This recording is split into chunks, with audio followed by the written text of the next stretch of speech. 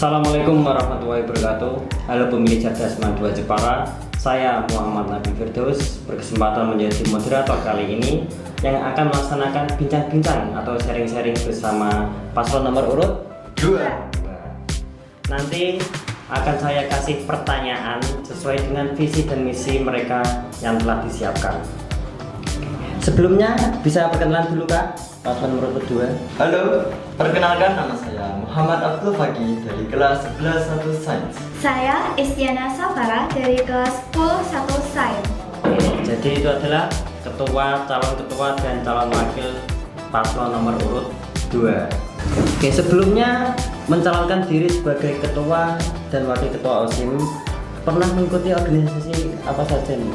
Kalau saya itu sudah agak mengenal organisasi itu dari MTS. MTS itu saya ikut menjadi wakil OSIS di sana dan juga di masyarakat itu saya menjadi bendahara IPNU ya.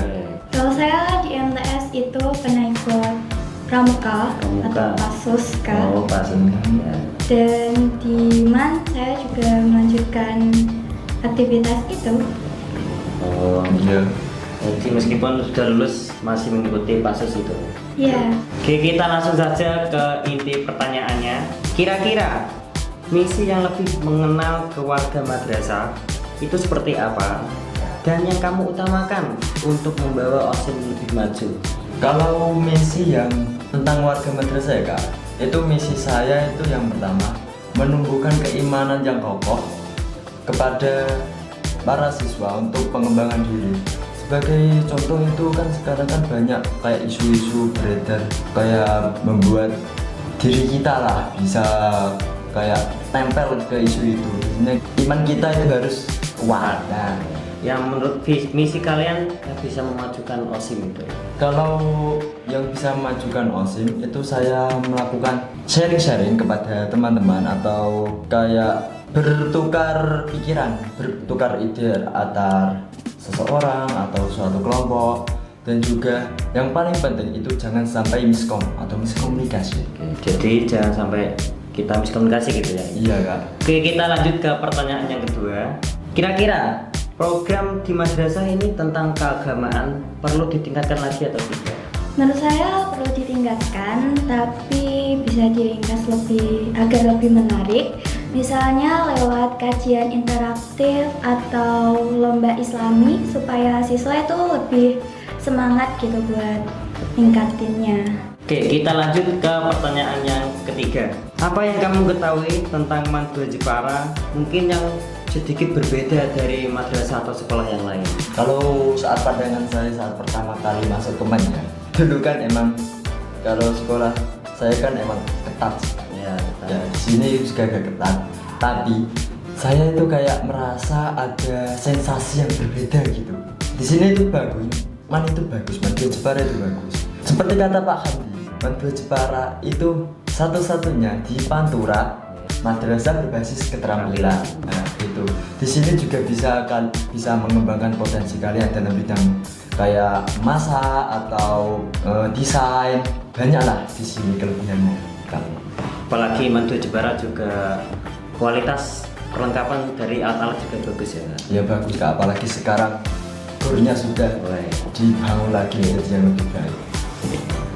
Oke, kita lanjut ke pertanyaan yang keempat. Jika kalian nanti tidak mampu mengemban tanggung jawab sebagai ketua dan wakil ketua, apa yang akan kalian lakukan? Kalau saya merasa tidak mampu, saya akan jujur dan melakukan kerjasama dengan tim.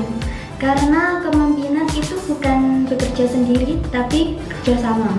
Jadi kalau lagi kesusahan atau nggak mampu, kita bisa komunikasi sama ketua atau anggota yang lain. Untuk pembina, Ya. saya setuju dengan itu. Oke, meskipun kita tidak bisa atau menanggung tanggung jawab, Iya. kita tetap komunikasi gitu ya.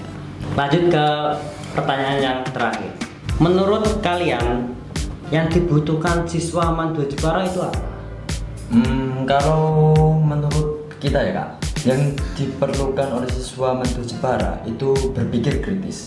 Karena di zaman sekarang itu beda antara membedakan hal yang fakta atau hal yang hoax. Kayak sekarang kan banyak isu penipuan, kayak sekarang itu kan ada AI juga sekarang itu bisa dibuat untuk penipuan, terus perampasan. Nah, kita itu sebagai siswa harus berpikir kritis dan bisa mengolah sebuah informasi secara tepat dan akurat.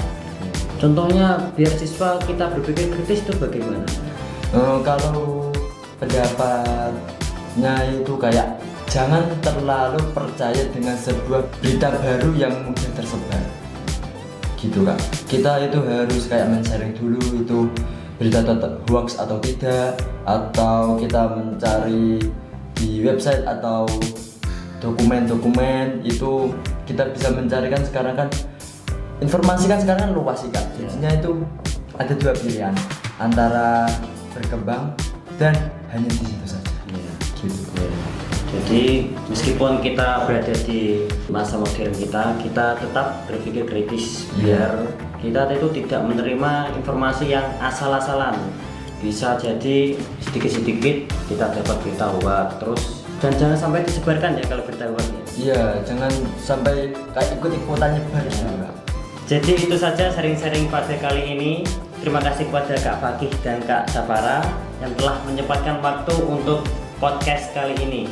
Sebelum kita tutup, bolehkah kita sedikit mendengar jargon dari kalian? Boleh Kak, boleh. Pilih paslon nomor 2. Dengan kita siswa dapat berpikir kritis, kreatif, dan harmonis, penuh energi dan inspiratif. Tepuk tangan dong.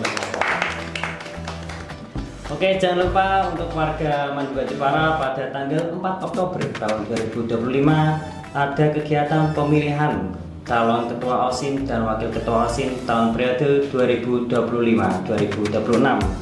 Gunakan hak kalian untuk memilih pemimpin yang baik karena pilihan kalian untuk masa depan kita. Saya sebagai moderator, mohon maaf jika terdapat kesalahan disengaja maupun tidak disengaja dari segi ucapan maupun tindakan. Wassalamualaikum warahmatullahi wabarakatuh.